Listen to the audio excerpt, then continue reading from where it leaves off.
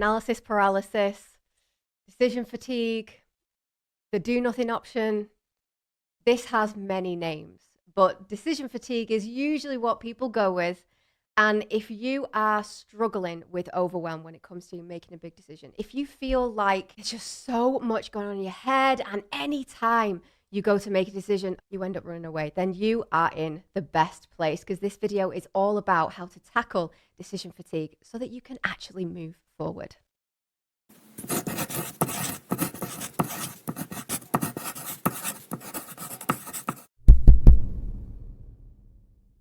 Hi, I'm Caroline. I am your personal performance coach. I help aspiring high performers to work smarter, not harder. And I talk about habits, communication, all that kind of stuff. So if that sounds like the sort of content that you're interested in, feel free to subscribe below. I'd love to have you in this community. I post videos every Monday to set you up for the week, and I can't wait to see what you think of them. How many decisions do you think we make in a day? Usually when I ask this question at the start of a workshop, I get 1,000, 2,000, somewhere around there. We actually make, as research suggests, around 35,000 decisions every day. Now, of course, we're not consciously aware of those decisions, but it gives you an inkling as to how overwhelmed our brains really are, why we get that sense of fatigue every time we go to make really little decisions, why they feel so frustrating to us. And the thing is, the more that our jobs move into the digital space, the more mental exertion is happening. The more that we increase the demand on our brains to cope with screens, to cope with constant incoming information and stresses, the more load we're putting on it.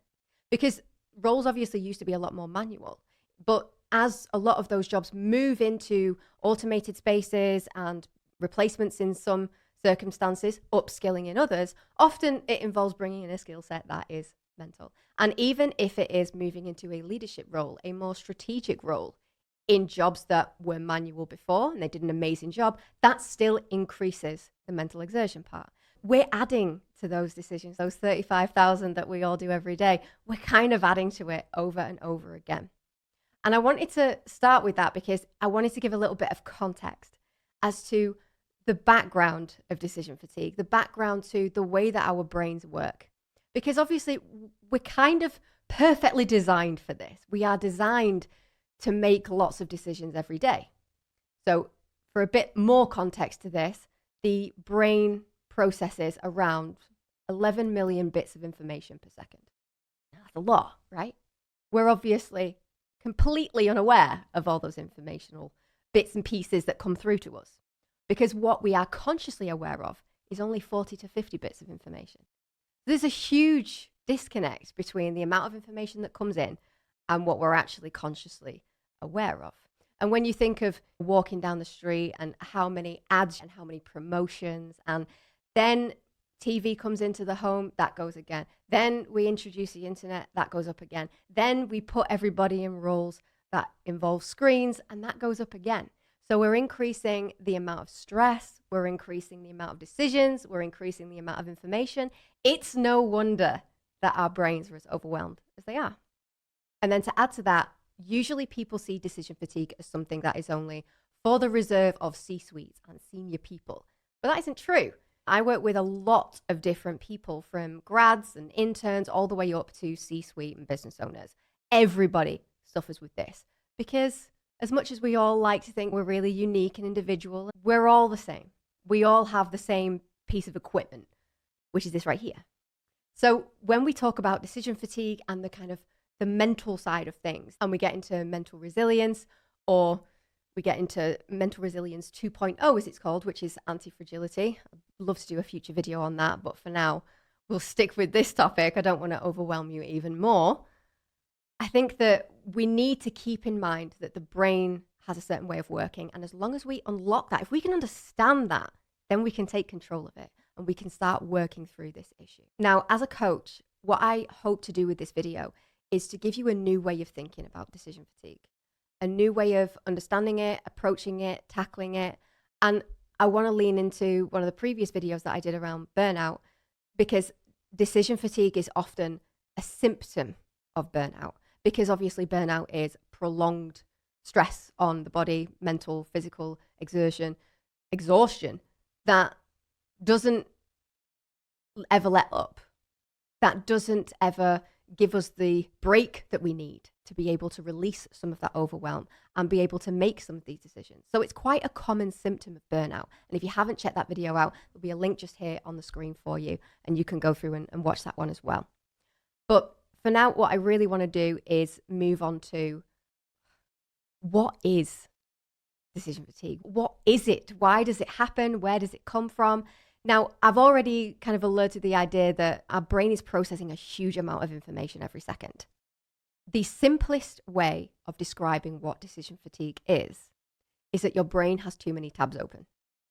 That is the best description that I have ever heard. Because if you think of your brain as a processor, as a computer, which a lot of it is, then it kind of makes sense why if you overload it, it starts to slow down. So what you're actually experiencing is real life lag.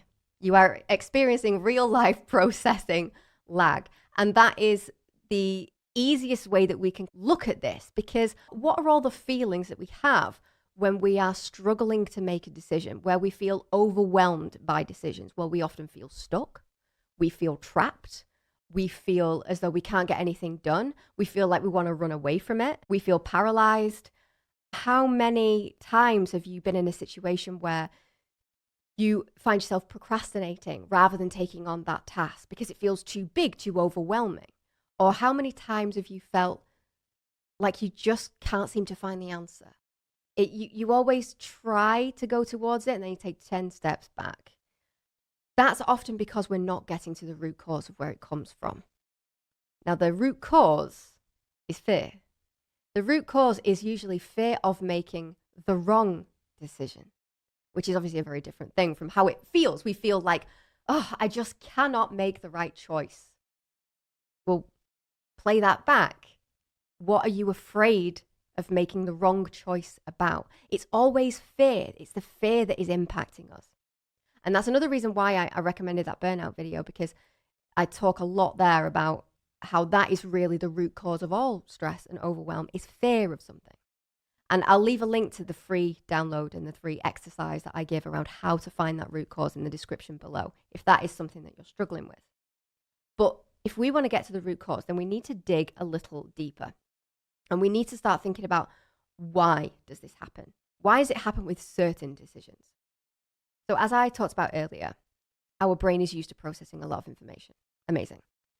But if that's the case, then why do we struggle with this? It's just another decision, right? It doesn't mean anything. The interesting thing about what causes decision fatigue, aside from fear, is the next step to that, which is something that we deem to be important. If we're afraid of it and it's a big thing to us, then obviously it's deemed important in our mind. And because of that importance, we put a lot more stress onto it. We put a perception that this is going to take a lot of energy and a lot of time to fix. Now, that might be unconscious. You might not be thinking that in the moment, but if it's important to us, that is what we're thinking. So that's why we end up running away from it, because you need to understand that the brain thinks about things in terms of threat and responses to that, and pain versus pleasure seeking and that kind of thing. So this is where we come back to that primitive response of fight, flight, freeze again. So when we're afraid of something, we want to run away from it. Our body, our brain is trying to protect us from a threat. And our brain will always work primitive part first when we're talking about a threat, so that we are taken away from that as fast as possible, and we don't need to worry about potentially getting hurt or anything like that. Now, obviously, we know that our decisions often don't hinge on something as serious as that in most cases. But the brain doesn't understand the difference. It understands fear.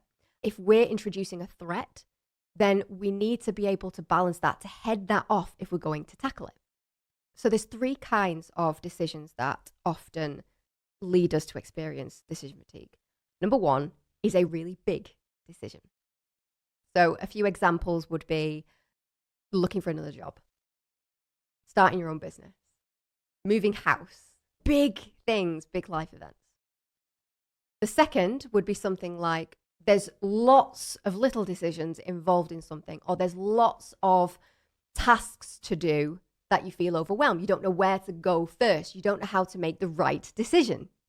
So that's where you have lots of things to do, but you're not sure in the order of which you're supposed to do them. And then the third is where we are experiencing that long-term burnout that I talked about. So we're experiencing that overwhelm to a level where it might not actually be a big decision, but because if you imagine that your body is only capable of handling so much stress, hopefully you've had a restful sleep, you're starting out your day with an empty stressometer, okay? We're like low level stress, we're like 10% or something like that. And as the day goes by, that ometer goes up and up. Now, hopefully it's not so high that we can't handle it. And by the end of the day, we're able to slightly bring it back down again, okay? Now imagine that you're starting your day with a clean sheet. We are starting maybe instead of at 10%, we're already starting at 30, 40%. Because you're in burnout. You are constantly in a higher level of stress and overwhelm. So you're not starting from here, you're starting from here. And so you start your day going like that, and pretty soon you hit that sort of 80, 90, where you feel so overwhelmed by the slightest thing. So it might not be that you deem it important consciously, it's a big life decision. It might be that your body deems it important instead, because you're already up here. And it takes nothing to just tip you over the edge. So those are the 3 types of decisions, okay? Those last 2 can be anything from time management and workload to little decisions like where you want to go next week or where you're going to go on holiday or when or things like that. They don't have to be consciously important. Sometimes they are, or they can feel important because of a fear driver like I talked about. Or sometimes they can be really simple, but we're already so stressed that we're being tipped over the edge. So the thing is, you then circle around and around and around in this primitive response, and you can never seem to break out of it. In the first instance, unless we act and we break down those big decisions into little ones, you'll never actually do any of those big things because the pain is never going to be great enough. So let's take the idea of searching for another job, right? Maybe things have been iffy for a while, feeling underappreciated, and you go for a salary raise or something like that. And you are thinking, they're never going to give me this. What am I going to do? Maybe I should just start looking for another job, because if this doesn't go the way I want it, I'm probably going to leave because I can't stay here. It's just getting too bad. It's too much. That pain is increasing all the time. We start looking for jobs before that meeting. But then we have the meeting and maybe they throw you like a token 1 or 2 grand or something like that. And by that point, because you've been thrown a reward, which is the other part of the brain, the pain starts to alleviate a little bit. And then you start to sleep on it a little bit more, and there doesn't seem to be much around right now. Maybe it's not the right time to go. What's happening is that the pain is not big enough for you to make an action. Now, that doesn't immediately take you out of the long-term pain of being in a role that is not right for you. Your brain is defaulting to a short-term solution because that removes the immediate threat. It doesn't recognize the longer-term, very real, very human impact of what that's going to do to your professional development, your career, the direction you want to go in life. The primitive part of your brain does not care. It cares about keeping you alive. And staying in this job right now is definitely going to do that. We want a paycheck, right? So we delay it. With the second decision, if we don't stop and bring order to all of those tasks and that overwhelm around our workload, you'll end up as a serial procrastinator. You'll never be able to break out of that. But if you think about being a business owner, how many things you have to do, and I'm speaking from experience here, there are so many hats that you have to wear. There's so much you have to do. But if you never sit down and take those mini little chunks out of it and order things, bring order to that chaos, you'll never be able to break out of it. And with that third one around overwhelm, if you don't find the root cause of that overwhelm, that cycle of mental exhaustion will continue to drown your energy, to drop your IQ points from stress. And again, if that is something that is important to you right now, I will leave a link in the description to that root cause finder that will help you find where that fear, that overwhelm is coming from so that you can act on it. But I also want to give you a tool that you can use right now, a framework you can use right now for one of those maybe top 2 ones instead. So let's say you've gotten to the bottom of that fear. You know where the overwhelm is coming from, and you know roughly what to do next in terms of, okay, so Now I know what I'm afraid of in terms of making the wrong decision. I'm ready to make the right one. Amazing. Let's do that together. So number 1, I want you to identify what success looks like. I want you to think in detail about what is the right choice, because we need something to aim at. We need something to guide us, to keep us on track. Because if all you feel is, well, what if I make the wrong decision? What is that? What is the wrong decision? Have you worked out what the right one is? That's the first step. Then second, we need to identify your options. I want you to write down or think of or voice note, whatever it happens to be, that idea of success. Amazing. Put it to one side. Now, all the things that are in your head, if it is that big decision of, my God, there's so many parts to it, or whether it's loads of little ones, write all of them down. Get them all out. And you usually find that instead of 50, it's more like 10. Amazing. Now, third step, I want you to identify your actions. I want you to go through each thing on that list and which one is going to take you closer to that vision of success. So whether this is a big thing like getting that new job, okay, what are all the routes that you could take towards getting that right job? Well, first I need to work on my portfolio. I need to work out what would be the right role. I need to do this and that. Amazing, right? You've got them all. Now, either order them, bring order to that chaos, or you need to cross out the things on your mind that are not going to move you closer to that vision of success.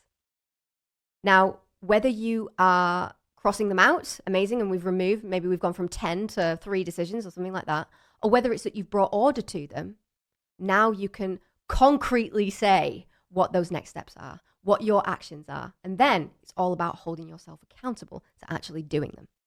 Now, I want to leave you with one more bonus step, one more question that will help you whenever you are struggling more with the prioritization and maybe the task orientation, things like that. Now, the next episode is going to be all about time management, because this is something I get all the time, and it is a critical symptom around burnout and overwhelm.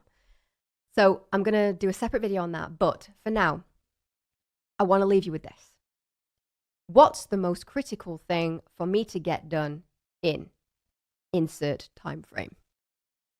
So what's the most critical thing? We're putting urgency to it. Time frame, we're bringing order to it. If you can't think straight with everything there, that one question should order things and bring perspective to what is really important to you. Thank you so much for joining me. I really hope that this video has helped you with this idea of decision fatigue. It's brought a little perspective to it. It's given you a framework for it, something to work through. And let me know in the comments if you use this framework and how you get on with it. And if you've got any questions, any issues, drop them below and I will respond to you. But in the meantime, thank you so much for watching. I will see you next Monday. Have an amazing week.